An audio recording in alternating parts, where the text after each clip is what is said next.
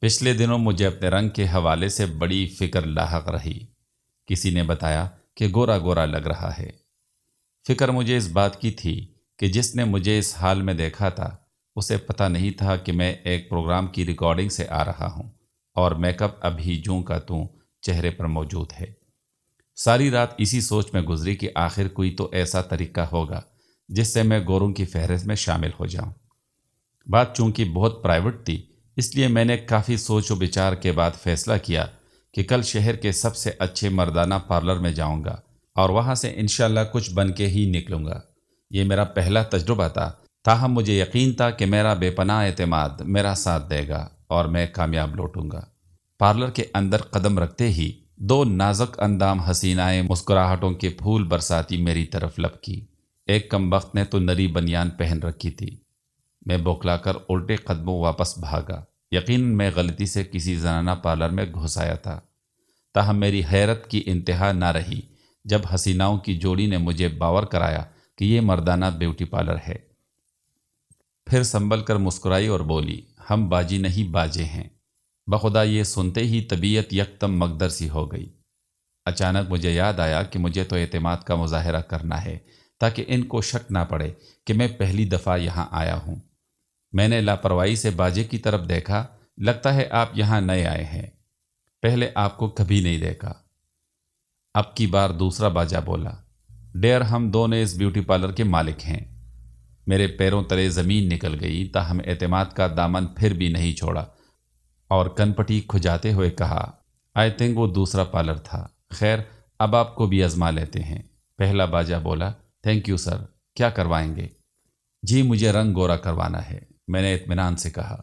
میری بات سنتے ہی دونوں نے حیرت سے ایک دوسرے کی طرف دیکھا اور مجھے اندازہ ہو گیا کہ مجھ سے کوئی فلک شگاف بونگی سرزد ہو گئی ہے۔ جلدی سے ذہن پر زور دیا کہ رنگ گورا کروانے والے طریقوں کو کیا کہتے ہیں۔ محلے کے بیوٹی پارلر کے باہر لکھے جملے دماغ میں لانے کی کوشش کی اور پھر اللہ نے بڑی مہربانی کی کہ ایک نام ذہن میں آ ہی گیا۔ میں نے پر اعتماد مسکراہٹ کے ساتھ کہا، مجھے ویکس کروانی ہے۔ کیا؟ دونوں پہلے حیران ہوئے، پھر خوشی سے نہال ہو گئے۔ او گاڈ، آپ تو ہماری ہی فیملی کے نکلے۔ میرا ماتھا ٹھنکا۔ کیا مطلب؟ مطلب یہ کہ بہت دنوں بعد کوئی میل ویکس کروانے آیا ہے۔ یہ سن کر مجھے یہ سمجھ تو نہ آئی کہ ویکس کیا ہوتی ہے، تاہم اتنا ضرور اندازہ ہو گیا کہ یہ کام مردوں والا نہیں۔ میں نے جلدی سے پینترا بدلا، کچھ مزید سوچا اور قدرے غصے سے کہا، آپ لوگ دھیان سے بات کیوں نہیں سنتے؟ میں کہہ رہا ہوں کہ میں نے چہرہ بلیچ کروانا ہے۔ دونوں پھر ہکا بکا رہ گئے۔ آپ ایک ہی دفعہ آپریشن کیوں نہیں کروا دیتے؟ ایک نے تجویز دی۔ مجھے کھٹکا سا ہوا کہ کچھ گڑبڑ ہو رہی ہے۔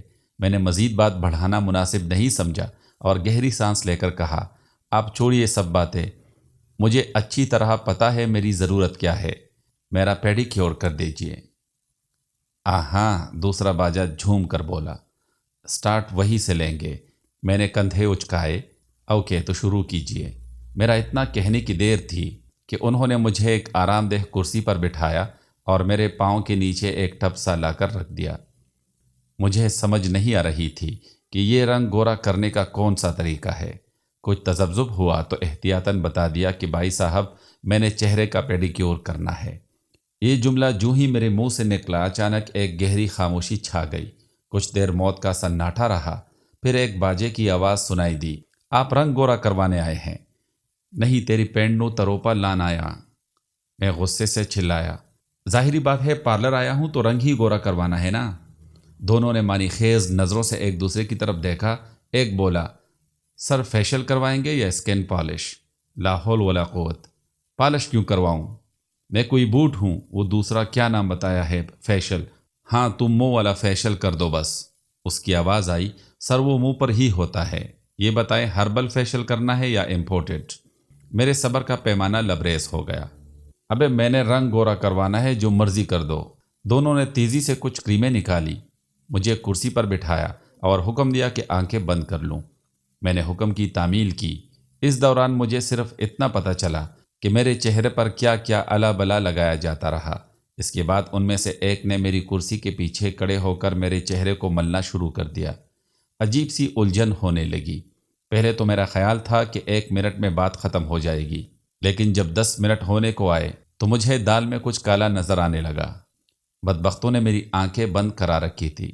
میں نے انتہائی چالاکی سے تھوڑی آنکھ کھول لی۔ سامنے شیشے پر نظر پڑتی ہی میرے ہاتھوں پیروں سے گویا جان ہی نکل گئی۔ سامنے کوئی بھوت بیٹھا تھا جس کا سارا چہرہ آٹے کی طرح سفید تھا۔ میرے حلق سے ایک زوردار چیخ نکلی۔ قریب تھا کہ میں بے ہوش ہو جاتا۔